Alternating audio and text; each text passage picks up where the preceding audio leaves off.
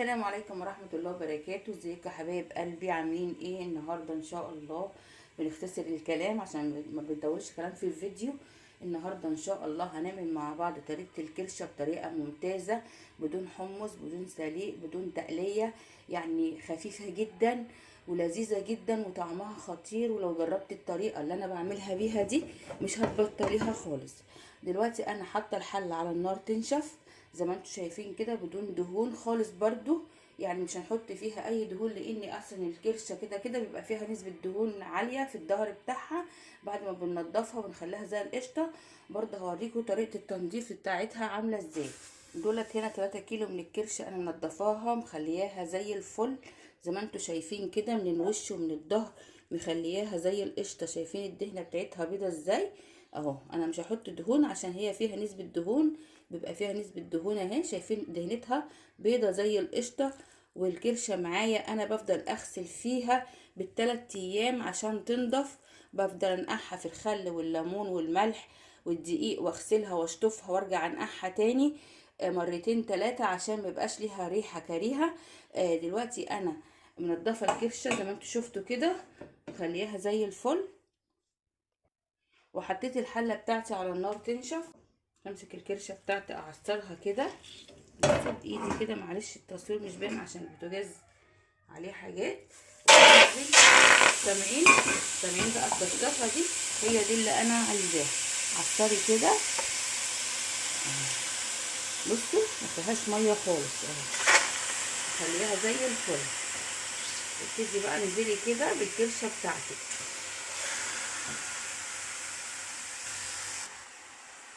دلوقتي بقى هبتدي امسك الكرشه بتاعتي كده واقلبها. قلبيها كده حبيبه قلبي بالمنظر ده كده، ونشوفوا بقى الخطوات اللي احنا هنعملها فيها. مش هصفي منها ميه ولا حاجه لان هي اصلا ما فيهاش ميه، حتى بصوا ما نزلتش اي ميه في الحله. فانا هشوحها منها فيها كده بالبصلايه بتاعتها. دلوقتي انا معايا هنا ضربه في الكبه يجي نص كيلو بصل اهو. ده هنزل بيه بالتومه، شايفين التومه فيه واضحه اهي، التومه فيه واضحه اهي. انا ضربه البصل مع التوم، ضربه يجي نص راس توم كده معاها، فهنزل بيها كده. طعم الكرشه دي يا جماعه خطير. انا بشوف ناس كتير بتعمل لها تقليه وتسلقها وتصفي ميتها وتفضل تعمل فيها كذا حاجه كده. ده بقى دوق الطعم والجمال بتاعها خطير جدا.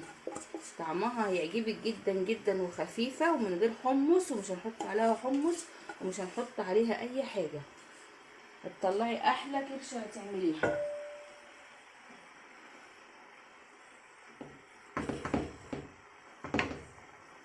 حطيت عليها البصلايه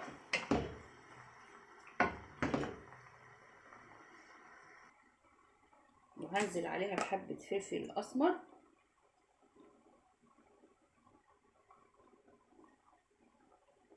اهو. وهنحط ورق لورا،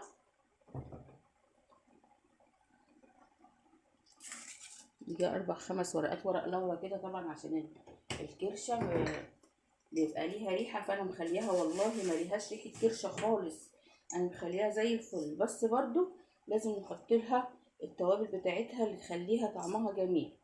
دلوقتي انا هنزل بحوالي 4 فصوص حبهان.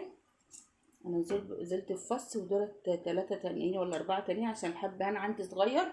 لو الحبهان عندك كبير كنت 2 أو 3. وهنحط حبة بهارات برضو.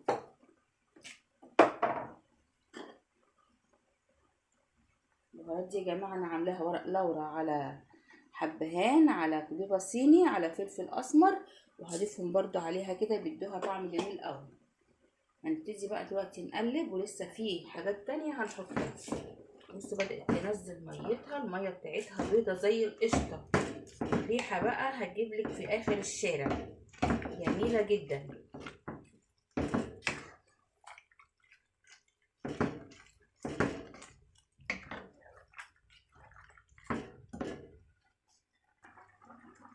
ودولت يا حبايب قلبي قرنين فلفل رومي على واحد حامي، هنحطهم برضو كده بيدوها تيست جميل قوي. نسيت اقطع دي. هنحط هنحط مكعب مرق الدجاج، وهنا هنضيف مكعبين مرق الدجاج. ادي واحد برضو بتهرسوه كده، ودي التاني اهو عليها، وهغطي عليها بقى. وبعد كده هشوف الخطوات الجايه هنعمل ايه. هي طبعا اتمقت كده من الفلفل الاسمر، لكن هي كانت زي القشطه قدامكم. دلوقتي يا حبايبي الكرشه شربت الميه بتاعتها كلها، فدلوقتي انا هبتدي بقى انزل عليها بالطماطم بتاعتي. الطماطم بتاعتي حوالي 1.5 كيلو طماطم. هضربها في الخلاط اهي، وهنزل عليها كده. طبعا لو انتي حاسه ان الطماطم بتاعتك بيضه زي بتاعتي كده، حط لها معلقه صلصه. الحمد لله النور قطع اهو.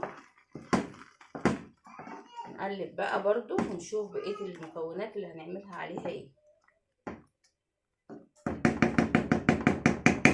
سيبيها بقى تتسبك عادي جدا، وبعد كده هنشوف هنزودها ازاي وهتطلع معانا عامله ازاي. دلوقتي تعالوا نشوف بقى الكرشه بتاعتنا كده خلاص دخلت في التسبيكه اهي. انا هضيف لها دلوقتي كيس من الصلصه، عشان انا حاسه ان القوطه بتاعتها مش حمرا. لو انت القوطه بتاعتك حمرا ما تحطيش صلصه، بس انا بحط كيس الصلصه ده عشان خاطر الصلصه عندي او الطماطم بتاعت الكرشه حاساها ان هي لونها فاتح. واللي مش بيحب يحط مرق الدجاج ما يحطش، ممكن تحطي حبه سكر عشان الحموضه بتاعت الطماطم والكلام ده بدل مرق الدجاج. انا بقى هسيبها تتسبك كده 5 دقايق، وهرجع احط عليها بقيه الحاجه. دلوقتي هبتدي اضيف ليها الميه المغليه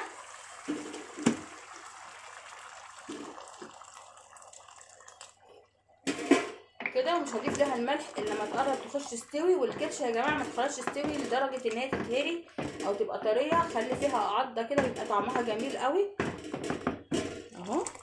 بس كده من غير حمص ومن غير اي شيء، وهتطلع معاكي طعمها تحفه. جربيها ومش هتندمي. وبكده حبايب قلبي وصفتنا خلصت. الكرشه معايا اهي، طبعا التصوير ظالمها، هي لونها احلى من كده بكتير. وطبعا الكرشه ما بتعملش الا لازم يكون جنبها ممبار، والممبار بقى بيحب الكرشه والكرشه بتحب الممبار، وانا بحبهم الاتنين. وطبعا انا بعمل الكرشه كده وبروح ماسكه الممبار كده وعايصاه في قلب الصلصه بتاعت الكرشه وباكل، طعمها بيبقى تحفه. كده وصفتي النهارده خلصت يا روح قلبي. جربي وصفتي في الكرشه، وانا عامله معاكم قبل كده طريقه الممبار. اللي ما شافتش الطريقه تخش تشوفها. والسلام عليكم ورحمه الله وبركاته.